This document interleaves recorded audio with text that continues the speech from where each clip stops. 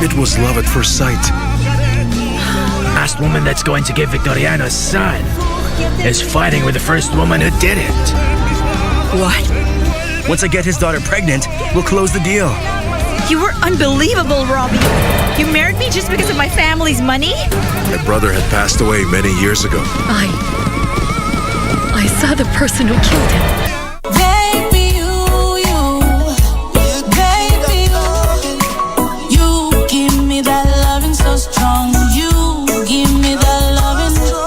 Day that I met you, thought it was forever. Said that you love me, that would be forever. Turn up the radio and turn up the music. Tell me something, are you in all or nothing? Tell me something, are you in all or nothing? I want you, baby. Cry for they used to find their way out of the ghetto. Forever is forever, ever.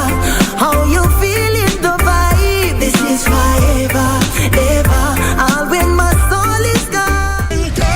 The Amazons. Let me tell you this. If you can't take care of my daughters, you will never see them again. I am the wife of Alejandro's son, Roman. And I demand that your daughter leave my husband alone. She married you because she wants to get even with you. Your wife went to my ranch last night to demand that Deanna stay away from you.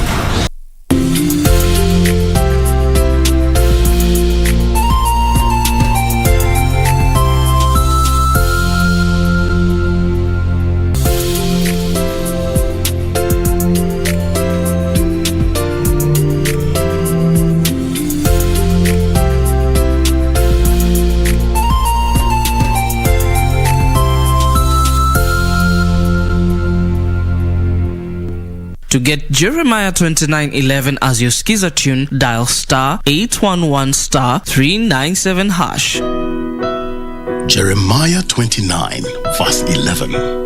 For I know the plans I have for you, declares the Lord. Plans to prosper you and not to harm you. Plans to give you hope and a future. To get Jeremiah 29:11 as your Skiza tune, dial star 811 star 397 hash. Star 811 star 397 hash. The Amazons. Let me tell you this. If you can't take care of my daughters, you will never see them again. I am the wife of Alejandro's son, Roman. And I demand that your daughter leave my husband alone. She married you because she wants to get even with you.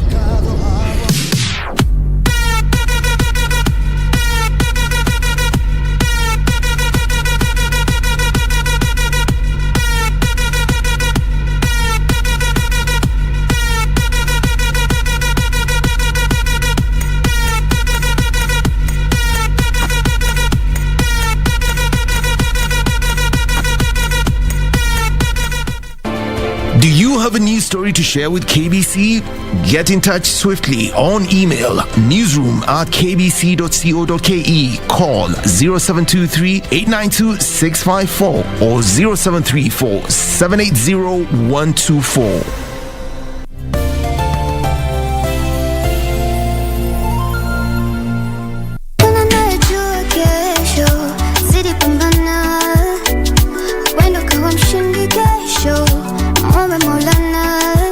What kind of music do you do?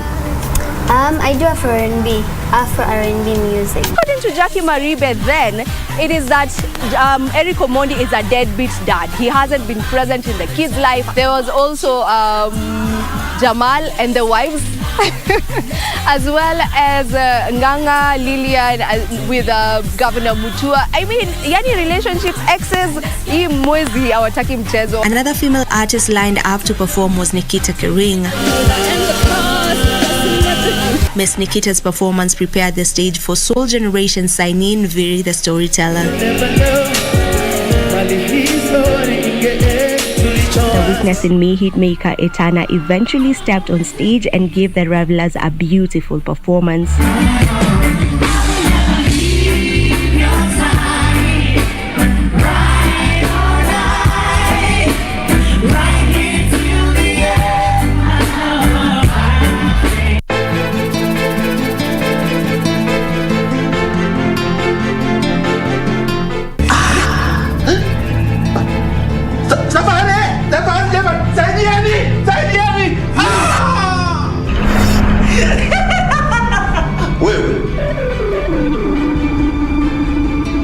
wajasiri kama nyinyi mnaogopa kufanya mazamkembe?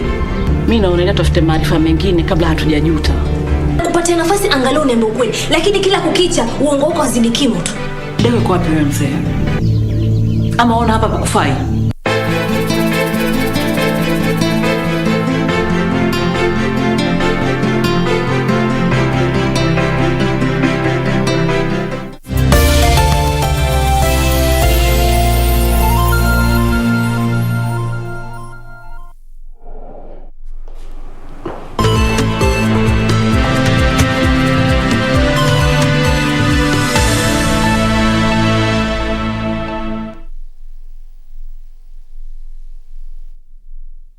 Very good afternoon to you. Thank you very much for making time to join us this afternoon on KBC Channel 1 Lunchtime News.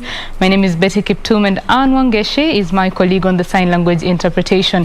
Now, Nyatike, a member of parliament, Tom Odege, is calling for monitoring of learners in order to avert unrest in schools. The legislator says the increased cases of school fires is a result of untamed issues of unruliness among learners.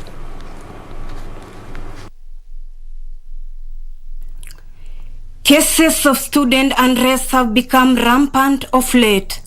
Nyatike, member of parliament, is calling for concerted efforts in ending the vice. The legislator has accused parents of abdicating their roles and leaving children in the hands of the teachers. I want you to join me in urging our students, if you have to riot alongside the road, don't burn our schools. If you think your student or your child who is in school is not behaving right, don't force teachers with such students. Any student whose behavior is above 18, even if you are 12, let them be arrested at charge. And please, if your child is suspended from school because of indiscipline, don't come to me to talk to the school. Teachers who are here, a student you're suspecting of indiscipline. The MP said legislators are overburdened with the need to improve infrastructural development in schools, and therefore they will not condone cases of indiscipline. Teachers who are here, a student you're suspecting of indiscipline at this level, don't tolerate them within the population. We are going to lose infrastructure, and our parents, you know very well, currently building of schools wazazi wamewacha. It pains me, the investment we have given to our schools, the pain we have undergone to build our schools. If you bring that building down today, it will take us ages to bring it back. Meanwhile, Migori Senator Ochilo Ayako has termed the move by the teachers' employer TSC to train teachers as a misplaced priority. The senator says teachers are being forced to undergo training they can't afford. There is need to train our teachers on matters ICT, tuilete zonal, tulete hizo computers, and the trainings can be offered for free by government. So that need to introduce any curriculum, weka kwa college, weka kwa university, it becomes part of that fee. Hakuna hii kitu ya kulipa kila mwaka for 30 years. That's not allowed. Hiyo ni exploitation. For Lunchtime News, I'm Ruth Wamboy. Now, we want to take you to Jamia Mosque, where Timothy Kipnusu is on standby. He's bringing us an update on the missing lawyer, Professor Hassan Nandwa, who was found dumped in Mwingi 10 days ago. Timothy Kipnusu, please bring us to speed on that.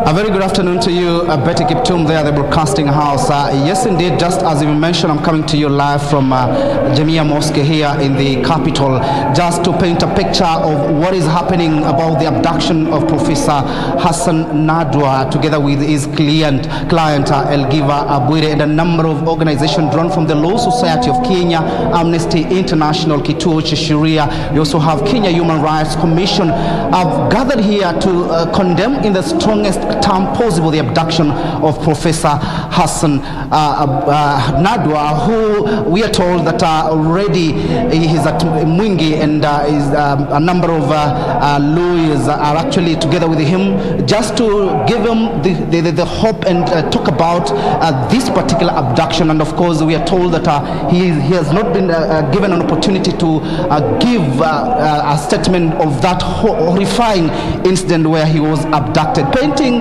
a picture of this particular incident, I'm joined by Eric Theuri, who is the chairperson Nairobi branch, the Law Society of Kenya Nairobi branch. Many things indeed, Theuri. A number of organizations have actually come here to talk about this particular incident.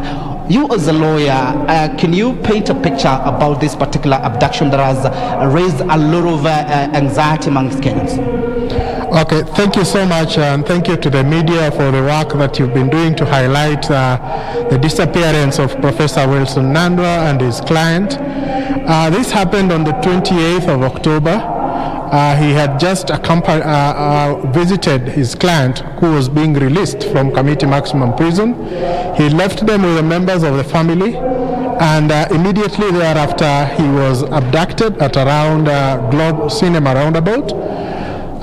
So his advocate, Mr. Nandwa, went to Central Police Station at around 4 p.m. to report his disappearance. And thereafter, in the evening, when he was coming from this very mosque, he was abducted, and his family did not know of his whereabouts. Of course, as the Law Society and the branch, Nairobi branch, where he is a member, we moved to court, and we got an order from the court on the 3rd of November for the police to produce him in court within the next 24 hours. That was given on the 3rd of November, but we believe that pursuant to the issuance of that court order, that is why he was released somewhere in the bushes in Mwingi. Of course, we are relieved that he is alive. You can imagine the kind of fear that the family was going through. It was a very traumatic experience, and indeed it sent cold shivers to all advocates, because this was an attack on the profession. It was an attack on a member of the legal profession in the discharge of his duties. And we felt that the state agencies, and we are so sure that this is the action of state agencies if you consider the manner in which the abduction was conducted. Because on the night of the 28th after the abduction, at around 11, about 8 or so, a heavily armed policeman raided the home of Professor Wilson, pretending to be looking for El Giver. So you can see that this is a pattern. El Giver Bure was abducted, and together with the people who are accompanying him, they were released. Now Professor has been released. So the only person who's unaccounted for at this time remains to be his client Bure. And we really call on the state that this is not the way a democratic state should treat its citizens. Perhaps you as a lawyer, and of course the Law Society of Kenya, what is your step moving forward, if at all, whatever that you have talked about today here about the issue of ensuring that we follow the rule of law, and ensuring that the issue of forced disappearance, kidnapping, abduction is put to an end in this country? You recall from history, the fight for the rule of law has not been easy. So many have lost their lives, and we as the Law Society will not be cowed. We will not be intimidated by those who seek to subvert the law in the guise of implementing the law. So we will continue with the court action that is ongoing. We will be appearing before the judge this afternoon to appraise the court of the latest developments, and also still call for the police to come and give an explanation as to the whereabouts of Mr. Hassan's client, because it is clear from the evidence and from the pattern of the abduction that the police know where he is, or if they don't know where he is, they know who abducted him. And so we will continue with that court action. We will not be intimidated, and in the event that this unfortunate state of affairs is not put to an end, we will be...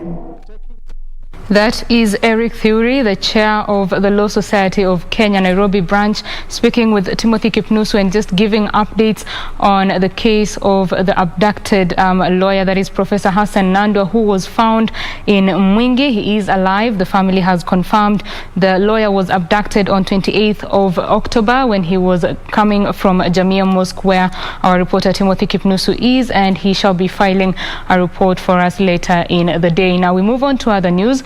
Rift Valley Regional Commissioner George Natembeya has warned politicians against sowing division among residents in the region. Natembeya says aspirants must engage in issue-based politics and avoid rhetoric which may balkanize the region.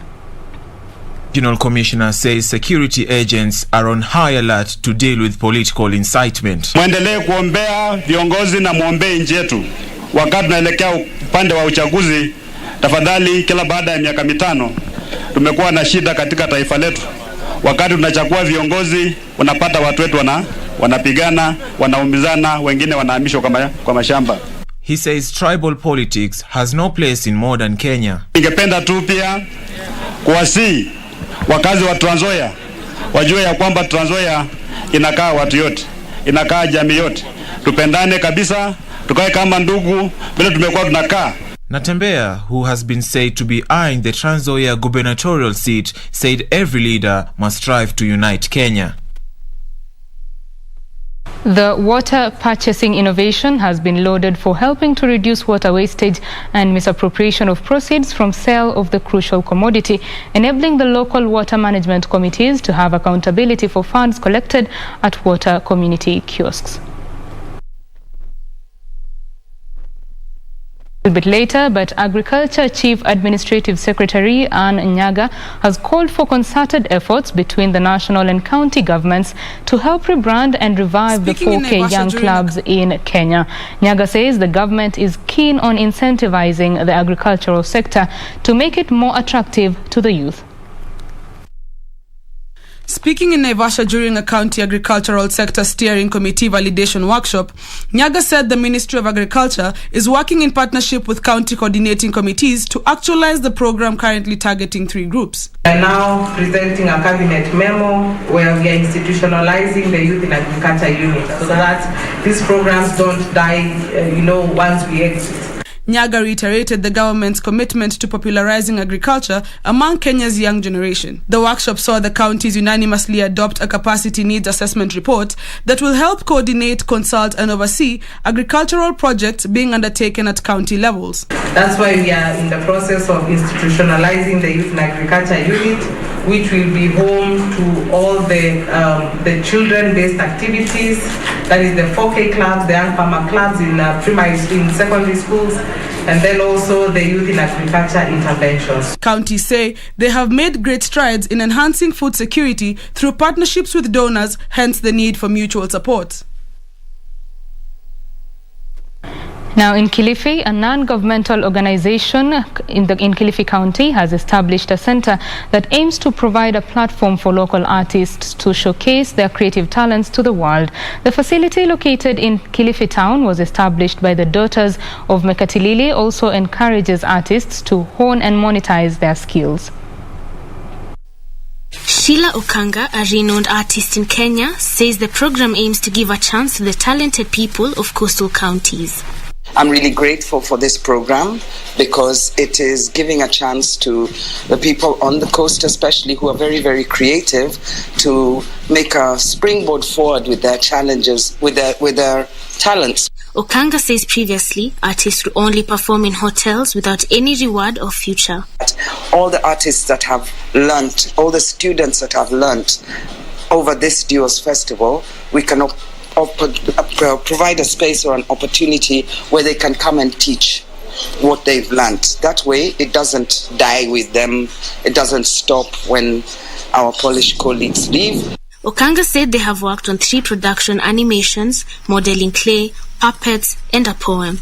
Shiro Kimani says that they are in the process of setting up a magazine called Mekazine, which was named in the honor of Mekatilili Menza, and compiling local stories emulating the good deeds done by Mijikenda heroine. Because we want to embrace Mekatilili Menza, our heroine.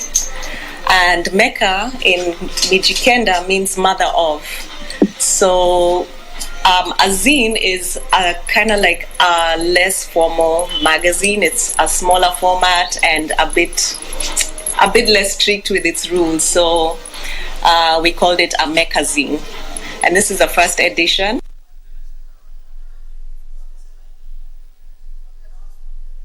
Creative note, we take a quick break here on Channel 1 Lunchtime News. When we come back, more local news, business, and then sports. Stay with us.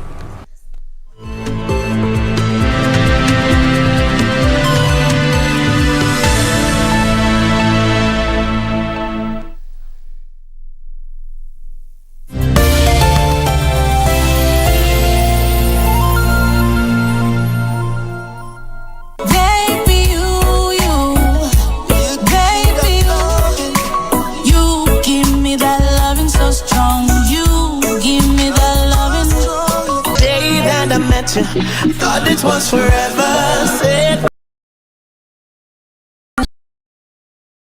and turn up the music. Tell me something, are you in all or nothing?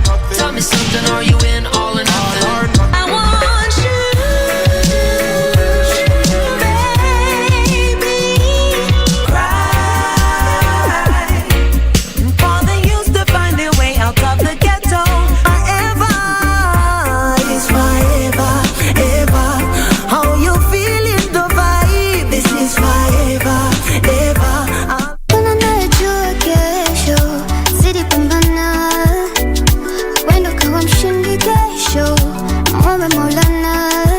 What kind of music do you do? I do Afro R&B music. According to Jackie Maribe, then, it is that Eric Omondi is a deadbeat dad. He hasn't been present in the kids' life. There was also Jamal and the wives, as well as Nganga, Lilian with Governor Mutua. I mean, yani relationships, exes, hii mwezi hawataki mchezo. Another female artist lined up to perform was Nikita Kering. Miss Nikita's performance prepared the stage for Soul Generation signee Viri the storyteller. The weakness in me hitmaker Etana eventually stepped on stage and gave the revelers a beautiful performance.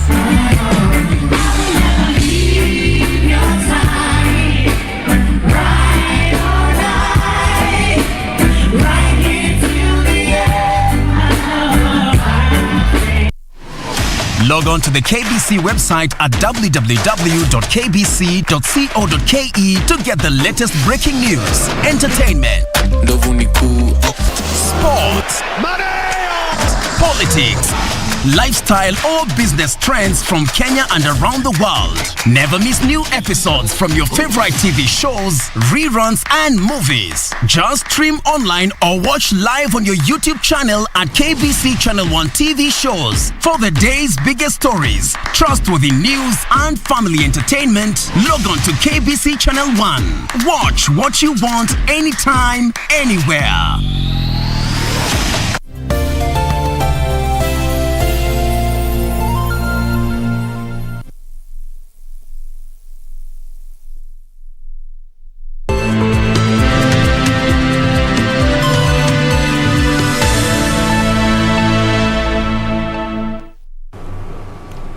Welcome back. You are watching Channel 1 Lunchtime News. Now, fish traders in Busia County have protested the release of 2 individuals believed to be members of the Uganda People's Defence Force who had been arrested by Kenyan authorities at the Kenya Revenue Authority offices at Busia border on allegations of intention to inspect the Kenyan fish market. The station expressed their disappointment after the release of the 2 individuals, yet 5 of their lorries that were in transit to the Democratic Republic of Congo are still seized in Uganda. Huyo mwizi akakuja, kweli tumemshika, sisi ndio tulishika, na tukapea mapolisi. Tukajua wacha tufate sheria. Tukakuja hapa, huyo mwizi akakubali kwamba wameuza dori moja. The residents appealed to Interior CS Fred Matiang'i to hear their cry and intervene as their lorries are yet to be released. Ombi langu ni kwa Matiang'i, kweli mimi nikichukua sheria mkononi mwangu, serikali yangu ya Kenya anaenda kunifunga, lakini nikitoa kilio changu hawataki kusikia. Burumba MCA Moses Ochieng urged the national government to look into the matter and find a long-lasting solution to the challenges faced by traders at the border town. Security, mtu anaweza kuja akafanya jambo lote mbaya na akawachilia na kaenda. Kwa hivyo hii ni jambo ambalo ningependa Bwana Matiang'i tusaidie, maana sisi wafanyabiashara wa Busia na wakaji wa Busia wenda ikawa serikali haitushughulikii. Reporting for Lunchtime News, I'm Purity Muse. Across borders, Sierra Leone's President Julius Maada Bio has declared 3 days of national mourning after a fuel tanker explosion on Friday killed more than 100 people. Maada Bio said the country must learn from the incident, adding that those injured would be given free treatment.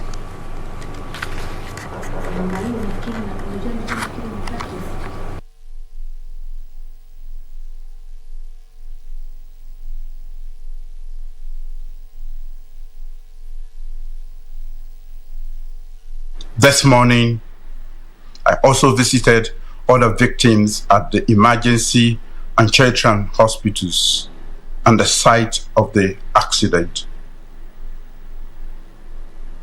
I saw our brothers and sisters who are in extreme pain.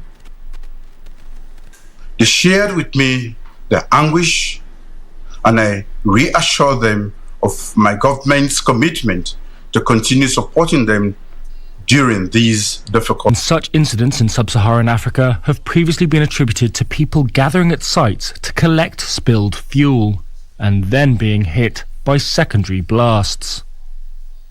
A tanker explosion in Tanzania in 2019 killed 85 people. A similar... Let us reserve a moment of reflection for the 99 brothers and sisters we have lost so far. Now, the Kenya National Commission of Human Rights has termed lynching of suspected witches in Kisii County as unconstitutional and a violation of the Universal Declaration on Protecting the Rights of the Elderly. Chief Executive Officer Bernard Mogesa says the human rights watchdog is recommending public awareness by local administration, faith-based organizations and the media to change the perception of the society. 6 suspects are detained at Kisii Main Prison and Manga Children's Remand Home awaiting prosecution. At the same time, the Kisii County government has appointed a task force to investigate the phenomenon.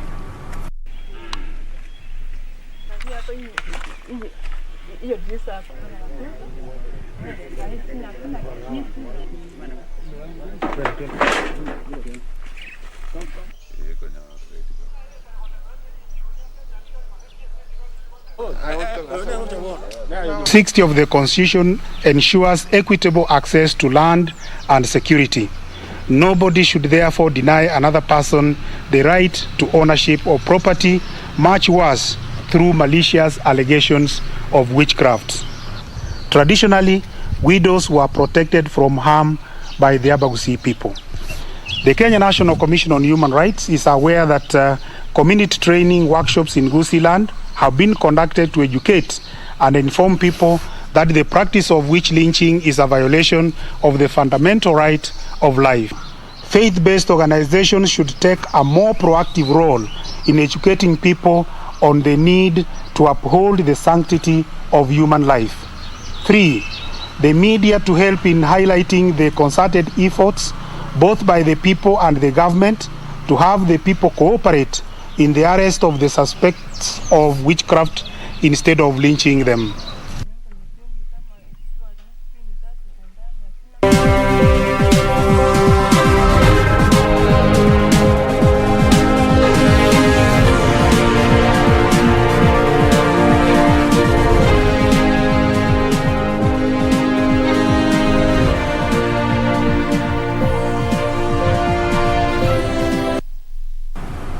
Let's now do business. Kenya should work towards owning its own vessels in order to create job opportunities and attract young talent into the maritime industry. This is according to General Samson Mwadhedhe, who chairs the National Blue Economy Committee, who says both the private and public sector must work towards realizing the dream of having more shipbuilding companies in the country. The Lamu Shipping Company is one of the local companies that has come up and is giving employment and training opportunities to locals. The company has been operating between the ports of Zanzibar and ports of Lamu, bringing in some of the transshipment cargo from Tanzania to Kenya. Speaking during the official launch of the Association of Maritime Practitioners of Kenya in Mombasa, Mwadhedhe said there was a need for more ships in Kenya. But like Lamu Shipping has offered to train some of those cadets, and there are plans, and we believe that if and when the Kenya National Shipping Line comes to be, that will be one of the solutions that will be handled there.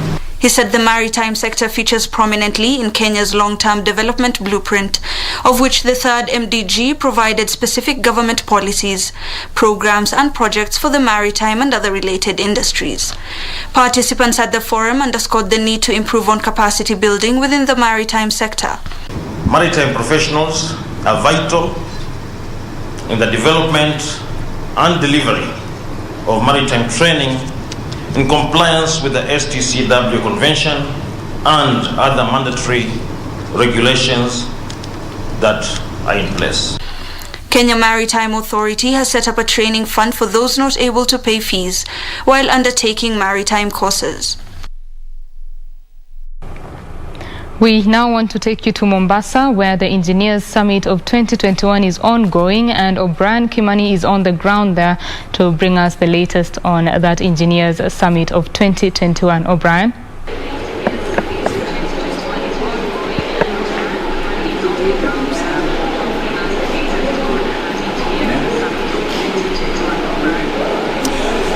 Very well, Betty Kiptum, as you have rightly put it, we are camping here at the coast to give you an update of what is happening here in terms of the ongoing 28th forum of Institution of Kenya Engineers. And of course, this meeting is expected to take place in the next 5 days, starting with today. Of course, today the meeting is about how to include more women in the profession.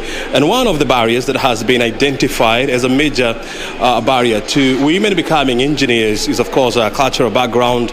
The other one, of course, is weak financial background, where we heard from the Engineers Board of Kenya, where they said that they are partnering with learning institutions to see how they can encourage more ladies, to join the trade. Time now to focus on something else. Consulting engineers. That's a different animal altogether.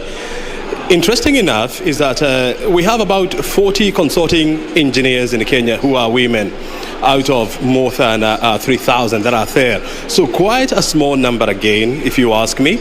And now I want to talk to the chairperson of ASEC, that is the association, the CEO of ASEC, that is Engineer Ogembo. Thank you very much indeed for joining us, Engineer. We were having this conversation with you, and I was asking you, 40 consulting engineers in a population of about 50 million people. That's quite a small number. And I was asking you, how do we prop up this number? Okay. I'll hold it for you. Thank you. And I'll correct you on that just a little bit. Mm-hmm. We have 14 consulting engineer, registered consulting engineers who are women. Mm-hmm. Yeah, compared to the men, then that's just a drop in the ocean. Exactly. And of the 14, we only have 3 firms that are women-led consulting firms. Mm-hmm. So really, it should worry us. It should worry us. So once we get worried, what do we do? So we're working, we're encouraging women to take their position, because our constitution is very supportive of women right now. We talk of 30%, but unless we have the women take their position, then we still cannot realize the 30%. So what we've been doing is to encourage the women to transition from professional engineers to consulting engineers, and even from consulting engineers to now brave it all out there. I know that the field has not been very level for women, but at least now we have the backing of the Constitution, we have the backing of the law. So women just need to take their position. They just need to believe that they can, and they will. Yes. You know, I mean, making or motivating more women to join the engineering fraternity is pain enough. Now, consulting, helping them to become consulting engineers is likely to be even more tougher. Why is this the case? I think we just need to be cognizant of the challenges that women face as women engineers. You see, nothing really separates us from other women. We have societal expectations. We really want to play in more like a known environment. But you see, braving it even further to be, now you want your trade, your tool of trade is your technical expertise. And now that's really what makes it even more challenging, because you are dealing with the society, you're dealing with family, you're dealing with all these other women issues. But then remember, your tool of trade again is now what you can put on the table. It comes with a myriad of challenges, but again, just as I say, women can do it. And what we are doing, the narrative we are selling out there amongst ourselves, and that's one of the reasons why we are holding such summits, that we want to encourage, just as we are encouraging the graduate engineers to be professional engineers and the professional engineers to be the consulting engineers. We believe women can do it, and unless we believe, then we are not likely to increase the number. So all that we are doing is to create awareness, to talk to the women out there and just tell them that you can create your position on the table. Very well. I mean, the fact that you're standing here and talking about matters to do with women in consulting, the question then comes, so how do they break those barriers, to become the Ogembo of tomorrow? You see, of course, just as I've explained, that the law is now very supportive of women. We are part of the disadvantaged group. So the jobs are there. While, initially it was more like a man's field. And the narrative that I've just said that we are selling is that women need to now know that we are not talking about Kenya of yesterday. We are talking about an improved version of our country, because now we have a backing of the law. You can actually walk into an office and say, you know what, I think you're being very unfair to women. We need our 30%. But you see, the question that we're also getting from these agencies, that where are the women to give the jobs? How do we then talk about the 30% if you don't present yourself? Yes, so the whole thing again is really because we have it all packaged together. We already registered as consulting engineers, even the 14. Actually for us right now is to even see the 14 transition, so that we see the 3 moving from 3 to 14. The question is this then, when you look at the environment, do you believe that the ground is well leveled, for both men and women to venture into the field of consulting engineering? Leveled, I would say not extremely leveled. It's really not leveled. But again, just as I've said, we have the backing of the law. Why do you think it is not leveled? It's not leveled because, you see, ordinarily the society seems to give more opportunities to our male counterparts without looking like, we are always hitting on the men. But generally that is the societal expectation. However, we still can break that. And because now we have the backing of the law, and I'll actually talk about that, because you see that 30%, actually it pains me that we are not able to get the 30%, and not necessarily because they are not willing to give the jobs to the 30%, but just because no one is there to take the 30%. How did you end up being a consulting engineer, Engineer Ogengo? I'm not a consulting engineer myself. I'm still a professional engineer. However, I am the CEO of the association, and so I'm also working towards, because I'm creating the business space for the rest, and that's why I'm really, really championing. And of course, I have to lead from the very front. Oh, so you don't have to be a consulting engineer for you to be the CEO of Association of Consulting Engineers of Kenya? That's extremely administrative.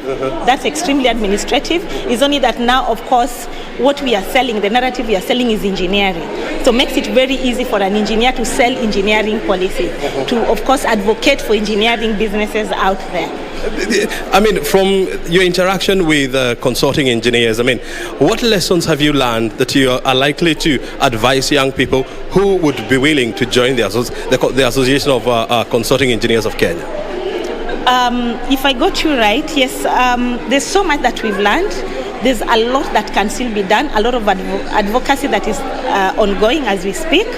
And there are businesses out there, there's money in it actually. Oh, there's money? Oh, yes, there is money in it. Listen, you may not go in for anything else, but there is money if your motivation is actually money. So there is money, you can confirm that, and you have made it. Yeah, there is. Mm-hmm. Yeah, there's I would say, relatively yes, there's money in consulting. There is money in consulting. I can see the chairperson. Are you the chairperson of Women Engineers chapter? You have had the issues about money, and you came in. Did you come to confirm that yes, indeed, there is money in consulting, or you are here to say that's absolutely lies? Thank you very much. Money exists, opportunities exist. It's really how much you want to make that matters, and you must set your targets. So, across board, everybody looks at money from a different perspective. Yes. And we were discussing how women can, and the fact that we have 14 consulting engineers who are women in Kenya. And our verdict is the number is very small. From where you stand, and because of your tremendous years of experience, how do you encourage more women to get into that field? That's a very interesting question. How to encourage them? We've come up with a program that we are going to roll out so that the consulting engineers adopt the professional engineers and show them the way. Unless somebody holds your hand and tells you this is how it's done, most of us work in government, and you see, when you work in government, then you really cannot jump into the consulting field because there'll be the issue of how are you having two jobs at the same time? So you have to decide.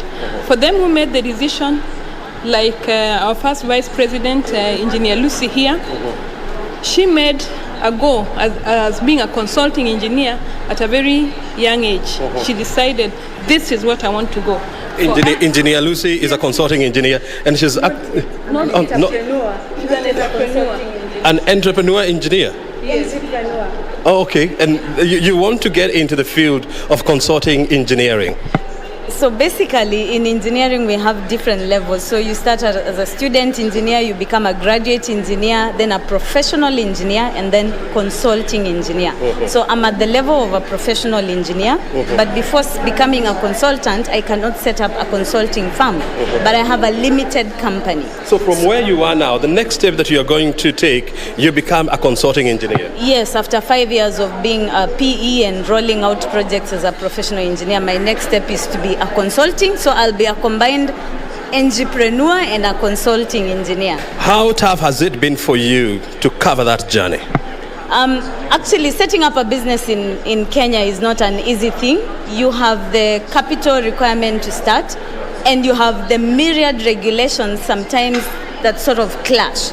So if you want to set up a factory, for instance, you will find you have so many arms coming to tell you, you need this license, you need this license. And the challenge that I would like to roll out to the regulating agencies, perhaps we need to have a centralized way of approving when, e.g., you're setting up a company.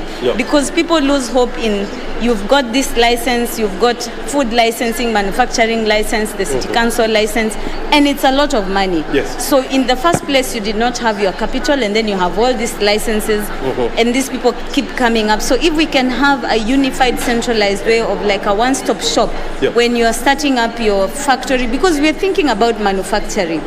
But one of the reasons why we're importing toothpicks, which are so easy to make, perhaps is we are impeded to start a factory locally. When you do the maths of setting up a factory and importing to sell, the gross profit makes sense if you're importing. And the beauty of it is that there engineers at the Engineers Summit 2021, just having a conversation with our very own O'Brien Kimani on how to ensure that there are more female engineers, consulting engineers to be precise, and just encouraging young engineers to venture into that field. We move on to other news. Pension fund trustees and administrators have been urged to show greater accountability by members by ensuring they have access to the right information. Zamara Group CEO Sandeep Raichura said inadequate member communication was the greatest failure within the pension schemes. Here are the details of these and more in our corporate briefs. Our group says most pension fund members only receive communication when joining and exiting the pension fund. Group CEO Sandeep Raichura says to effectively address the savings and retirement issues of Kenyans, there is need to focus on the entire financial journey. He also called on the government to reconsider the current tax deductible limit on pension contributions of only 20,000 shillings a month and have it increased. Because if you give somebody a benefit statement that says you've got 1.2 million shillings in your account, that person might think I'm going to do well. But if you then translate that to say this is going to give you a pension of only 4,000 a month, you are likely to get some action from the individual member. We have around 4 or 5 tax proposals. And even last year we had around 4 or 5 tax proposals, which we submitted to Treasury. We went there and explained to them very well, but they did not take them up. If industry supports us as we are pushing these things, I think we have more chance of passing. Meanwhile, Bank of Kigali Group PLC has recorded a 33% jump in profit to 4 billion shillings in the first 9 months of this year, underlining the Rwandan economy's strong rebound from the COVID-19 pandemic shocks. Bank of Kigali Group, whose shares are cross-listed on the Rwanda Stock Exchange and the Nairobi Securities Exchange, recorded a 20.1% growth in interest income to 14.4 billion shillings on the back of a 21.4% year-on-year growth in the loan book to 8.9 billion shillings. Book value now above 300 francs per share. That's our book value per share. Market is still moving quite slow when you look at valuations. However, basic earning per share going at above 33% per year. We are sure that in the days to come, we expect to see some good pricing or response from the market, because our earning per share has increased to 54.2 francs per share from 42.6 last year. Finally, UAP Old Mutual has embarked on an agreement with SME Support Center and Kenbright to underwrite a customized financial solution for SMEs. The cover provides life insurance, critical illness insurance, permanent disability, as well as a funeral cover, and aims to reach more than 10,000 SMEs in 3 years. And with the help of SME Support Center, how do we bring the insights from that segment and combine our risk management expertise with the insights that we're getting from that sector and start innovating or crafting solutions that actually resolve their real problems. And I think that's really the significant point. They reached out to us and they're working with the ecosystem, the ecosystem that actually aggregates SMEs. So it's very interesting to see that they bring in the players like ourselves on the board. So that open mind. Now, a water crisis is looming in parts of Kaloleni constituency, Kilifi County, as most of the water ponds that serve the locals dry up. Residents of Kaloleni, Kayafungo, Mwanawinga and Chalani locations, which are the most affected areas, are now left with only two water ponds, which may as well get depleted if rains fail in the next 2 weeks. The drying up of water ponds that residents here have for a long time depended on continues to worsen the already dire situation. At least 4 locations within Kaloleni sub-county in Kilifi are in dire need of water. The remaining 2 water ponds are at Kwandege, which is saline and used for domestic use, and Kilonga, which has fresh water for drinking. Maji hapa Msarani Kwandege ilikuwa ikitusaidia tu hii maeneo labda ya Makombowani tu na Kinani. Lakini kwa sasa tumekuwa tuko na ukame, tuko na shida muno zaidi, ambapo basi saa hizi tuko na kama sub-location 3 ama 4 ambazo zinatumia maji hii tu ya hapa Msarani Kwandege. Kulikuwa na viji mabawa fulani tulivyokuwa tukitumia hapo awali, lakini saa hizi tunatumia wote kabisa, kuanzia sehemu za Chanagande, Mihingoni, pia Kinani, hapa Makombowani. Tukienda sehemu hivyo za juu huko, tuko na watu wa Pongwe, Mwijo, For those who cannot access the water pans, the alternative is to buy at a cost of 30 shillings per 20-litre jerrycan. Residents, while appealing to the government for urgent intervention, say a program to desalt all water pans is needed to revive storage. During the commissioning of a water tracking program at Baricho Waterworks in Malindi Sub-County, presided over by Water Cabinet Secretary Cecil Kariuki, Kilifi County government leadership indicated the problem is dire in Magarini, Rabai, Ganze and Kaloleni constituencies. In the event boreholes do not yield water or enough water, then we revert to water pans and dams, where we also have constraint in terms of budget. At the domestic level, the water pan becomes the approach that we take. Moving forward, we have continued investing in bigger projects, including projects such as the one we have toured here today. For Lunchtime News, I'm Zainab Said. A water purchasing innovation has been lauded for helping to reduce water wastage and misappropriation of proceeds from sale of the crucial commodity, enabling the local water management committees to have accountability for funds collected at community water kiosks. At Kagi village in Laisamis constituency of Marsabit County, women are enjoying the benefits of technology. Mary Obele, the treasurer of Dagane Water Users Management Committee, says that since the installation of the automated system, managing the revenue collected from the community water project is easier. Pengine watu wako na shida, pesa inapotea katikati, haijulikani nani amechukua, haijulikani kasi gani inafanyika, na tena haza tunashukuru hii project ya Masikov na USAID ambayo wametuletea mambo hii tokens imetusaidia sana. According to Adan Kanano, the CEC in charge of water, environment and natural resources in Marsabit County, the technology was adopted from neighboring Uganda and implemented with the help of development partners USAID Nawiri. And we have been able to deploy this technology with the support of our development partners. We've had support from organizations like PASIDA, we've had support from people like Caritas, we've had support generally. Previously, the management committee was collecting money physically as residents came to the kiosks, but now all water users pay for their tokens through their mobile phone devices. This is Lunchtime News, Ashley Mensa. To some politics now, Laikipia Governor Nderitu Mureithi has lashed out at politicians using political parties as vehicles of convenience to propel them to power. Mureithi said political parties should be the institutions that carry policy ideas from one generation to another and through which countries prosper.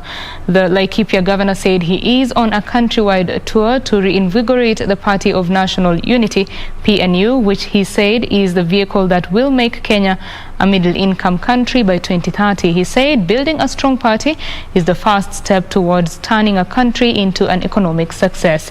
The Laikipia governor, who was in Kilifi, said PNU is not about individuals but ideas and urged Kilifi County residents to join hands in building PNU party because it's where Vision 2030 blueprint will be realized. Vision bearer, Vision 2030. And Vision 2030 is for Kenya, not me, for Kenya to be middle-income, democratic, industrializing country with a high quality of life.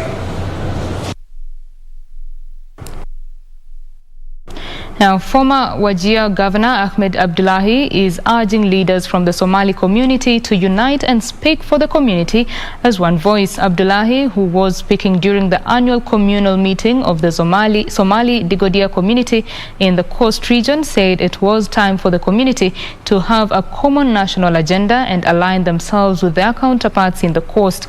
Mombasa Somali community chairman Mohammed Huri said the community was facing various challenges despite their contribution to the social economic progress in the region and should stand to be counted. Mwenye macho hambi tazama. Wajia ilikuwa inang'ara kuanzia kioski, watu wa chini, wafanyabiashara, wenye mahoteli, pesa ilikuwa inazunguka na inatambaa katika Wajia yote, lakini sasa kila mtu anaona kitu cha ajabu kabisa kinafanyika, na leo imekuwa kama mahali watu wamehama. This is a prayer meeting, praying for the community, praying for Mombasa County, praying for Kenya.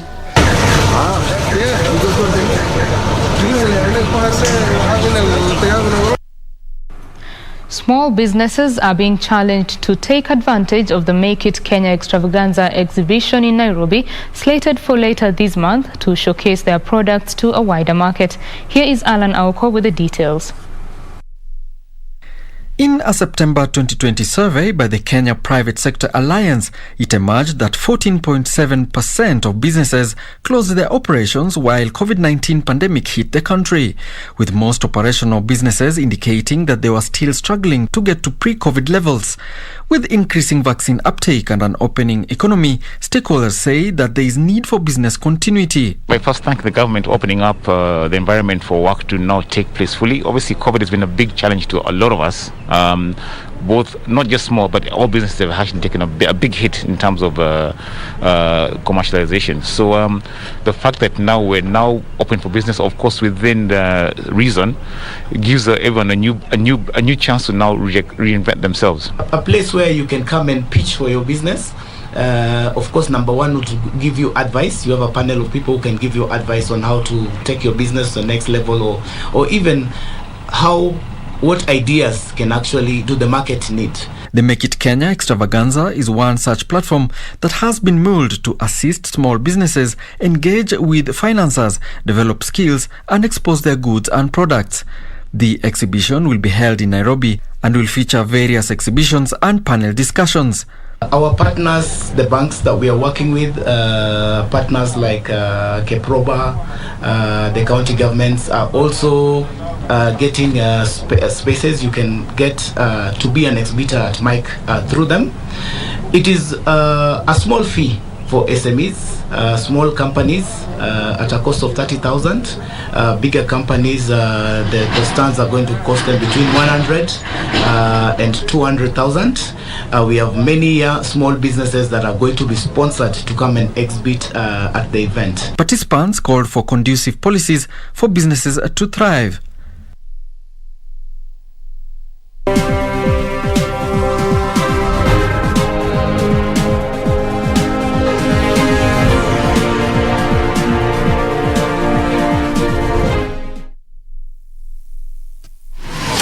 Log on to the KBC website at www.kbc.co.ke to get the latest breaking news, entertainment, sports, politics, lifestyle or business trends from Kenya and around the world. Never miss new episodes from your favorite TV shows, reruns and movies. Just stream online or watch live on your YouTube channel at KBC Channel 1 TV shows. For the day's biggest stories, trustworthy news and family entertainment, log on to KBC Channel 1. Watch what you want anytime, anywhere.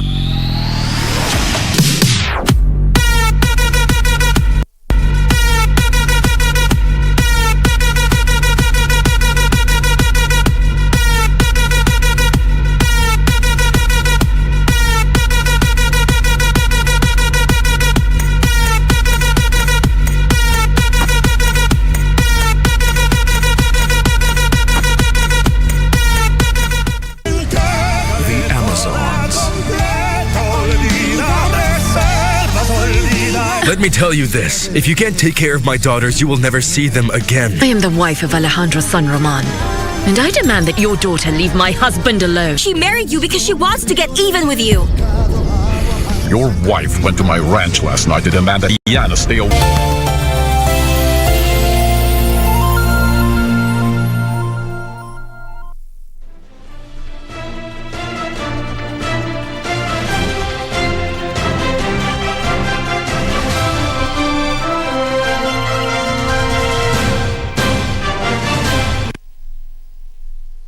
Thank you for staying with Channel 1 Lunchtime News. Let's now do the sports. West Ham United beat Liverpool 3-2 to end Liverpool's unbeaten run in the English Premier League this season. Jurgen Klopp was furious with the officials after several challenges went unpunished. The Hammers are now third in the league with 23 points and Liverpool fourth with a point behind. Meanwhile, in the Italian Serie A, AC Milan missed the chance to go top of the Serie A as they were held to a 1-1 draw by rivals Inter in the Milan derby, while Jose